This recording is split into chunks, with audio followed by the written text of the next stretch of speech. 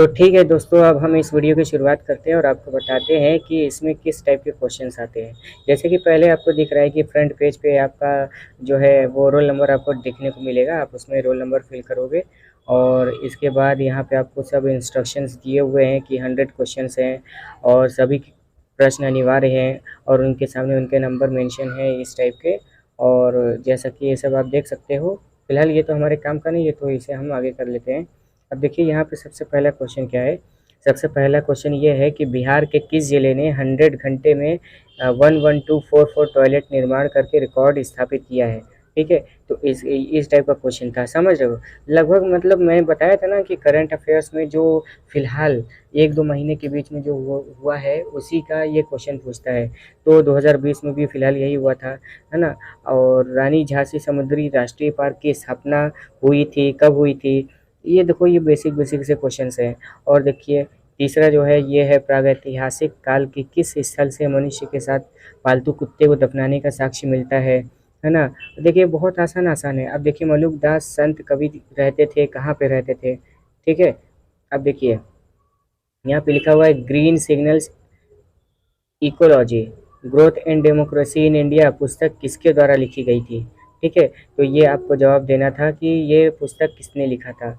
अब देखिए यहाँ पे मैं बता दूं कि यहाँ पे अब थोड़ा सा रीजनिंग का क्वेश्चन आ गया है कि जैसे यहाँ पे MASTER मास्टर को OCUBGT लिखा जाता है, तो लेबर को आप क्या लिखोगे, है ना। तो छोटा सा अगर मैं इसके बारे में बताना चाहूँ तो मुझे लगता है कि अच्छा होगा। तो इसमें जैसे ना आपको क्या करना है, जैसे एम के बाद देखो यहाँ पे ये जितने वर्ड हैं, जैसे ये सब वर्ड हैं ये और ये, इनमें सबसे पहले क्या करना है कि एक रिलेशन फाइंड करना है कि किस तरीके से ये इससे रिलेशन रखता है, मतलब इसमें इसमें और क्या कनेक्शन है। ठीक है, तो इस तरीके से हमें देखना है। जैसे अगर हम थोड़ा सा इस पर ध्यान दें तो हमें देखने को मिलेगा, जैसे एम है ना, एम के बाद एन आता है फिर ओ आता है, तो इसने एम के बाद एन छोड़ा और सीधे ओ आ गया। ठीक है, तो इसी तरीके से एल के बाद एम होता है फिर एम एम छोड़ेंगे तो एन आएगा, यानी पहला जो हमारा लेटर आएगा वो पहले एन होगा। ठीक, अब देखो, अब इसके बाद हम क्या करेंगे, जैसे कि अब यहाँ पे अब हम देख सकते हैं यहाँ पे लिखा हुआ ए के बाद इसने बी छोड़ा और सी आ गया, समझ में आ रहा है। जैसे मैं आपको दिखाऊं ये चीज़, तो यहाँ पे ये देखिएगा कैसे होगा कैसे होगा। एक मिनट थोड़ा रुक जाइए, मैं भी देखता हूँ कैसे होता है ये। तो ठीक है, मैं यहाँ पे एरो बनाने की कोशिश करता हूँ। देखिए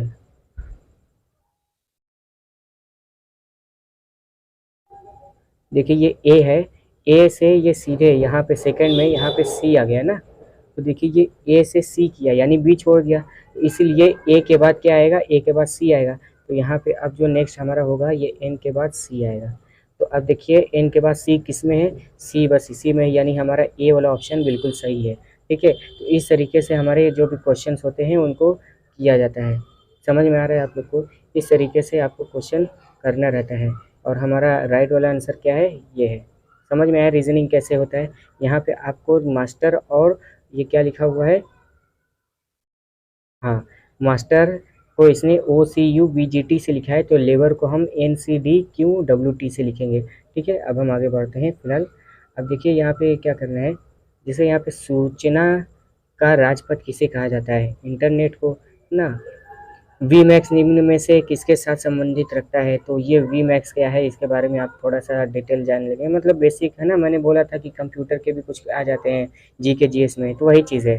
देखिए हर चीज़ मैंने बता रखा है क्योंकि ये मेरा खुद का एग्ज़ाम दिया हुआ है 3 साल पहले ना, ये सब मैं दे चुका था। मेरा मेन कैंपस अच्छा खासा हो गया था, मतलब काफ़ी अच्छा मेरा नंबर आया था। अब देखिए ये 9th वाला क्वेश्चन है, प्रकाश संश्लेषण प्रक्रिया के लिए निम्नलिखित में से किसकी उपस्थिति आवश्यक नहीं है ना। ये तो देखो लगभग हर कोई बता देगा, ये इतने आसान आसान क्वेश्चन है कि लगभग हर कोई बता देगा। तो समझ लीजिए अगर इस तरीके से आप पढ़ें तो BA आपका विद्यापीठ में आराम से निकल जाएगा।